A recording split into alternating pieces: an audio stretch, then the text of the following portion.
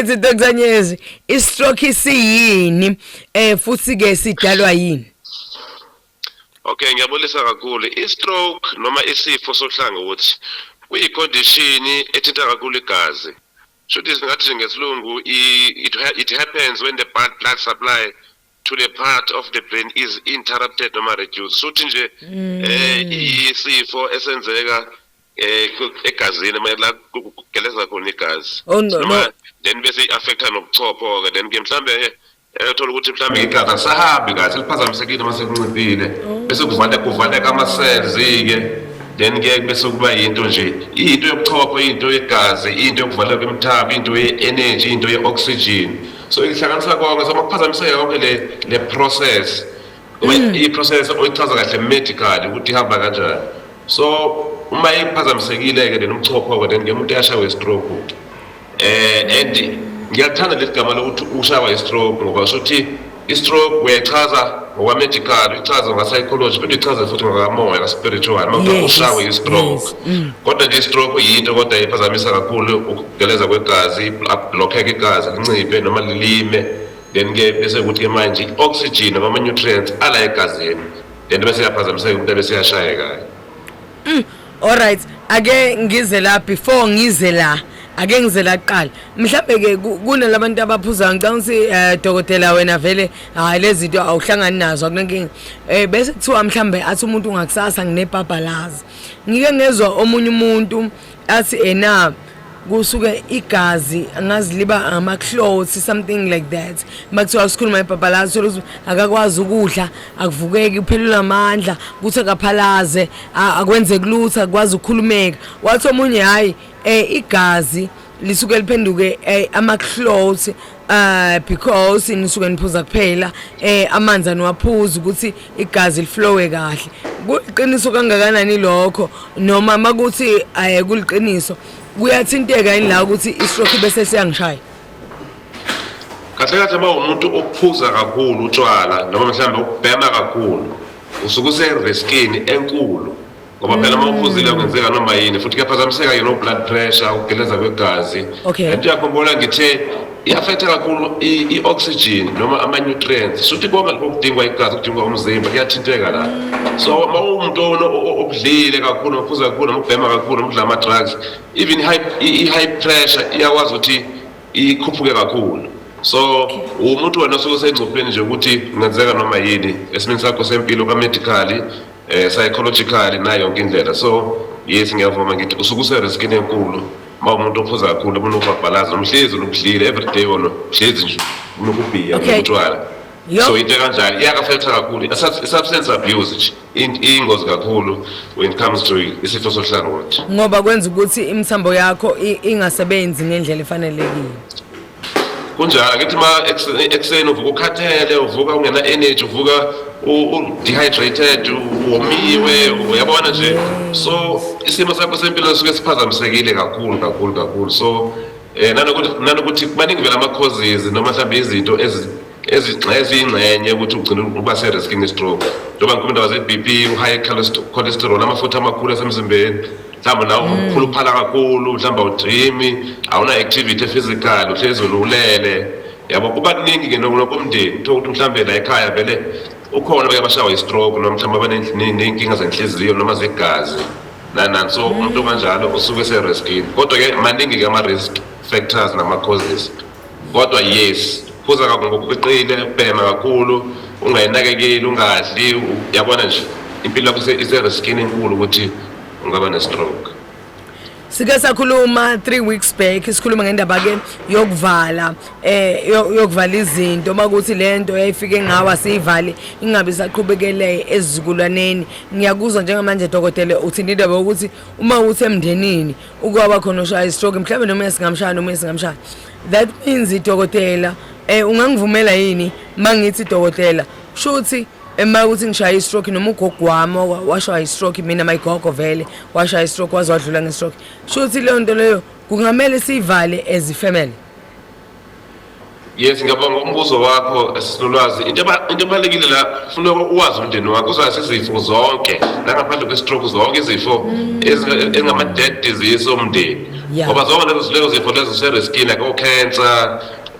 konke nje ningi ilento izifo lezi eyisabisayo. So if emndenini mhlawumbe umkhulu nomuma wakho ubela lenkinga ye-stroke into funeka uyisukumele. Uwazi ama-causes, uwazi ama-risk factors, uzazi izinto ezingama-preventative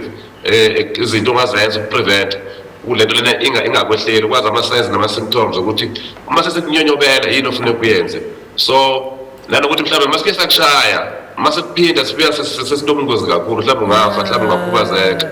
So nje yes emndenini if bekhona abantu abane-stroke ingaba into psychological ihlala unconscious mind ukuthi vele iyinto vele isifo sala ekhaya engakaze kwadilwa naye yalungiswa yasukunyelwa noma mhlawumbe ngokamoya. So mhlawumbe umkhulu mbeseni ichazile ngokwamoya ukuthi chaza ukuthi into stroke kodwa uyakwazi ukuhlanganisa kwe-psychology nangokomoya ukuthi i-stroke useyini sichaza ukuthini into ofuneka uyisukumele ngokushesha immediately. Yo hayi doctor ngiyazi ukuthi angazi kuyoba ngathi I'm praising you no Dr. Beseni too much kodwa not like I'm praising you ukuthi izinto esiyayisikhulume ngazo eyiningi isuke zingithinta eyiningi isuke ithinta abantu engisondelene nabo eyiningi kahle zikimi it feels like nithunyelwe kimi kahle uyayibona into enjengaleyo. So ngiyayibuke ngisho sengisendlini dokotela sengicabanga ngedinto ekade sikhuluma ngayo ngibuyele emuva ngithi no yazi konke ngangehlela lokho ukube ngase ngihlanganile no Dr. Nyezi nomkhulu Beseni ngabe yazi asifikanga la ngaba sifikanga la ngaba sikho la. And thank you so much ngihleze ngithi ngiyanibonga akusimi ngedwa abalelo umsakazi noNgoma FM they are praising you guys. Ngiyaye ngwathole ke mina ama calls base befuna inombolo ke ngiba refer kunina noma nomkhulu Beseni ngiyaye ngiba refer but I thank you so much guys. Okay okwamanje okay angikudedele phela ngumsakazi mina uyangazi angithi khona kunye ngicela ukuchaza la ukuthi lezi zinto zaka psychology ziyakwazi ukushada noma ziyakwazi ukuthi zikulidela ukuthi ube ne-stroke noma izifo zohlangothi. Yabona i-depression iyi-common cause yenatuka ye-stroke ngoba phela lana iyathinta kakhulu ubuchopho iyathinta kakhulu lento indlela umqondo wakho osebenza ngayo. Yes bengifuna ungena lapho ngixolisa ukungena emlonyeni bengifuna ungena lapho ukuthi makuthiwa ngine-stress sixabana kanjani nomqondo wami makuthiwa ngine depression ubuchopho bami mngena kanjani lapho as wena ngiyaxolisa ukuthi wena as udokotela ngiyaxolisa lapho as udokotela nikwazi kanjani ukubona ukuthi uyabo lesi sidale depression lesi ucabanga kakhulu lesi cause kube nesikhathi la khona mhlambe dokotela mina ezunolwazi ngibe ne stress like ngingalali ngijuluke ebusuku ngithi yabo namhlanje ngizoshaya stroke namhlanje singangishaya kunento eningi esengidlule kuzona mina njengonolwazi singangishaya stroke bese mina ngiyaphika ngithi akusona nje stress esidala stroke kahle kuthini kuyiphendulela ezudokotela lapho. Yes. So impendulo ithi yes. Mawune inkinga psychological. Lezo zo stress no depression no emotions nana. Angithi lezi zinto lezi ze psychology zilapha ebuchosheni bakho. So i-depression iyodwa nje iyinto elapha kuma neurons akho omqondo. So if uzophazamiseka ukuhamba kwegazi nokucabanga nama mood swings nokuthi uneyinkinga une-stress angithi abanye bagcina sebephuza kakhulu utshwala sebebhema omunye mhlawumbe uno-BP unoshukela kuningi abese umuntu engayenakekeli angathola usizo yabo uthola ukuthi mhlawumbe akadli kahle aka-exercise unazo zonke ulezi zifo zonke ithi ngasengasho kanjalo but yena angakuboni lokho noma angacabanga noma angahamba uthola usizo. So lo muntu useriskini kakhulu le ngoba manje ingqondo yakho ayisebenzi ngendlela efanele isebenze ngayo. So ukuhamba kwe-oxygen ama-nutrients ne-balance yokuthi impilo yakho kumele ihambe kanjani ayikho. So igazi lakho lihamba ngendlela engajwayelekile so useriskini enkulu ukuthi singakushaya phansi i-stroke. Okay kunento ethi lapha ke ebuchoshweni dokotela imthambo miningi njalo lona ungahlukumeza lokhu lona mhlambe kunomthambo lapha mangathi uyalimala ngangahamba into enjalo mangathi uyalimala let's say ke dokotela anginaso istress ngeright ngiyahamba ngiyalapha esibhedlela mabethola kuthiwa mhlambe nginelento ekuthiwa mhlambe i-tumor or brain tumor something like that sebefika laphana bayithinta lenyama bayisika and stuff uthola mabeyisika bathinta umthambo othile uthola ukuthi ngigcina ngilimala uhlangothi into e-stress ne-stroke lapho nalo hlangothi olinyazwe lapha esibhedlela sebesika kuthini la ithini into la Yes, that's why sithi kubalekile ngempela ukuthi wazi ama-signs ama-symptoms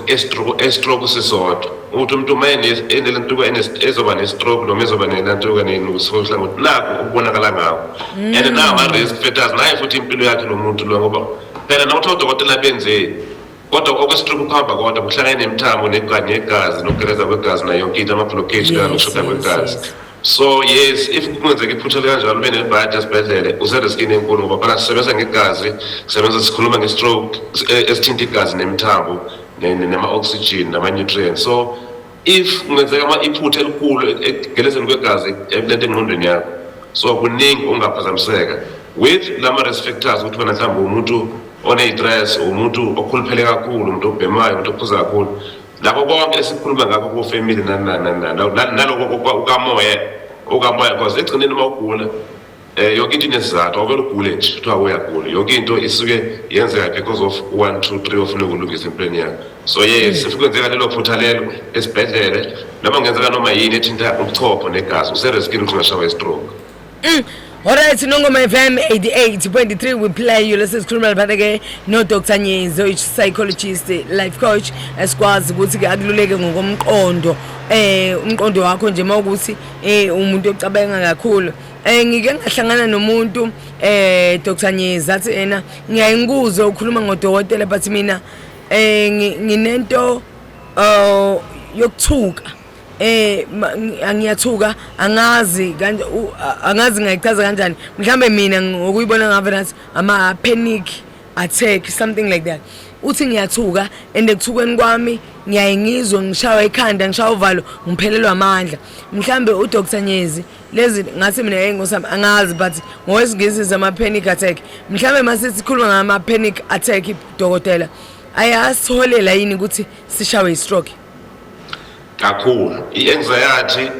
noma ama-mood changes iyenye futhi yama-risk factors ebaluleke kakhulu ukuthi if umuntu othukayo noma mhlawumbe umuntu ohlezi ongahlalisekile kahle ngathi mhlawumbe khona into ezokwenzeka noma mhlawumbe une-fear stroke noma une-fear yokugula noma uhlezi u-fear of the unknown ngathi khona into ezokwenzeka yabona khona umuntu ohlezi engahlalisekile nje kahle uhlezi enyakaza uhlezi ejulukile uhlezi ekuqhaqhazela so useriskini lapho ngoba ngempela sokukhona ungahambi kahle empilweni yakho ufuna ukusukumela. So lento ye-stroke i-psychology yodwa idlala indima enkulu lento ye-stroke ngoba ingena zo-depression mood swings cognitive challenges awuyakhohlwa mhlawumbe akwazi ukuconcentrate mhlawumbe akwazi ukwenza ama-decision uhlezi ubuza abantu shona kahle impilo yakho nje ayihamba lezi ifuna ihamba ngayo so songahambi kahle uma kunjalo so ngithi umlaleli yes useriskini ye-stroke nazo zonke futhi izifo ezikhona zaka-medical zaka-psychology. Dr. Nyezi ngiyacela ukuthi next week sizobe singakhulumi mina nawe sizobingelela nje kancane but ngifuna ukuthi sinikeze abalaleli ithuba lokubuza imibuzo sesikhulume kakhulu amaviki maningi sikhuluma so ngiyazi umlaleli ngasekhaya unento afuna ukuyibuza angabe sabuza unolwazi ngoba unolwazi akazilutho but ngiyacela ukuthi sinikeze umlaleli ithuba lokuthi abuze uDr. Nyezi uzobe alalele bese ephendula okuzobe kubu umlaleli akakhuluma lutho next week angifuni ukuthi sikhulume ngento eziningi sizondlala nje kuphela bese umlaleli abuze angazi noma ngisho kahle mina phela ngiattackana nami ngiyifana nento yama panic attack ngivele ngiattack nje ungalindele ngithi Dr. Nyezi namhla senza kanje ngiyayibona into njengaleyo kodwa ke sesivala wedokotela ngiyacela ukuthi ukhumbuze abalaleli ukuthi kusasa siyohlambuluka siye enkonzweni yenhlambuluko siyocwiliswa kusasa abanye bayobuya abanye bayosala. Yes no kusasa usuku olukhulu isabatha elikhulu kunawo kwamasabatha kule jeni yethu nomkhulu bese so siyacela ukuthi abantu bafike sibasize sibakhulekele sibacele inhlambuluko sinikele emanzini imali emhlophe sixhumane nogogo nomkhulu silungise i-stroke asiyifuni sesikhulume kakhulu nje ngama-signs nama-symptoms ukuthi umuntu usuke nani asikudingi lokho ngoba futhi into stroke noma isifo sohlangothi libuye futhi libe spiritual izinto zikamoya inkinga zakho kade wabalekela abantu abadala balele idlozi noma banokuthi wena hayi awuright wena uqinisa ikhanda so indaba ye-stroke ngempela angiyoni ukuthi mawuthola usizo ngaba usizo lwe-medical noma psychological noma kamoya angiyoni weakness kasikade usukubuya ubuyele ukubhalansa impilo yakho ukuthi uzobhalansisa umzimba nengqondo ngezikamoya so ngithi abantu abafike sizoba lapha abantu baphile baqale impilo kabusha sizothi kusasa reset button impilo yakho ayibuye iqale kabusha uphile impilo ye-purpose ne-meaning uzazi u-understand wazi ukuthi ijeni impilo yakho lena and every journey is different sizobheka sihogele nomkhulu sinalele ukuthi ikuphi funa sikusize ngakho sithi abantu abaphile kusasa amen. Khona umyuza kwethu akwathina ulwazi okuye laphana uyofaka ubuye uthi ngabuya ngilula ngingazizwa ngathi ngigqoka omunye umzimba abantu bahlaselekile bakithi bathwela abantu inkinga zomndeni umphakathi inzondo nani hambani laphana niyongena emanzini nibuyeni ngabanye abantu ubuye uqale enye impilo utshela abanye abantu ukuthi no kuyaphileka dokotela awubuye usikhumbuze futhi ukuthi ke sinithola kanjani laphana einkundleni zokuxhumana. Okay, ungena ku-Google uthi nje life changing journey noma ungene laphana ku-Google App Store ku-Google Play Store ufike uthi life changing journey noma ungangena nje ku-Facebook nje uthi nje life changing journey sikhona yonke indawo life changing journey ithole yonke indawo naku-LinkedIn naku-TikTok everything life changing journey. Inamba abangasonela kuyo 065 846 0441 065 846 0441 inamba yafoni ya WhatsApp yenza yonke into sila eThekwini siyacala ukuthi abantu abasithinti indaba kusasa nanokuthi sisebenza vele njalo ke sabantu nomkhulu ukuhlambulula abantu hayi ukuthi kusasa kuphela so noma nini umuntu umethole chance akabhuka afike sabe semanzini. Khona ivideo kade siyifakile ukuthi ke siyangena namhlanje iya trend kade ngiyibona ifakwe omunye uza kwethu kodwa kuMaputoland FM uthi hey senzenza into enkulu njalo ngithi mina isibakhulu vele ngithi yabonga ubusifakele isibakhulu wasethi hayi congratulations guys I can see uthi umsebenzi wenu I think ile video mhlawumbe umkhulu ayenze no Mr Ndwandwe I think uthi hayi man kwangasenzenza abantu abakhulu isibakhulu ngoba ngifakwe uwena that means isibakhulu. Hayi no inamgizwile sekuthiwa siyatrenda KZN yonke siyivalile so hayi afike namakhethe nezalukazi siyabonga uNkulunkulu sibonga nje okhokho ukuthi basiphakamise sifike lezinga sekudona sithi ukuthi sisazosebenza sokuphilisa abantu hayi sisazoqopha umlando asibambeki sishaye ukuvukayo hayi asibambeki hayi sibenenye futhi into esenza ngayo akazenzi kwenzeka ngasiyaqala futhi nje into i-brand yethu kodwa mkhulu sothi sizanenye ngiyabonga kakhulu Dr Nyesi asihlangane ngesonto elizayo. Hayi next week siyeza ke sebesekhona live siyacala ukuthi ke aweza ama-voice note mhlawumbe bafona babuza imibuzo sesendlaleyo into yaka-psychology moya ukuthi singobani sebenza kanjani ababuza imibuzo sibaphila abantu. Danke mkhulu. Amen siyabonga. Siyathokoza. Masekumnyama kanje wedwa zinkhanyisele kuthiwa ngazalwa ngembezi bokhokha ningibhele wedwa selangeni udlalela ningami ngathwasa ngisasemncane kanje awuzangihluphi bo dala ngiphethe amagobo awungamphuphi ukhokho na ufuna amalobolo thongo lami sengiyasokola nikeni isibaniso kyongqomo maningavela ngathokoza anginankomo yokukhokha ngihawukele thonga lami ngihawukele.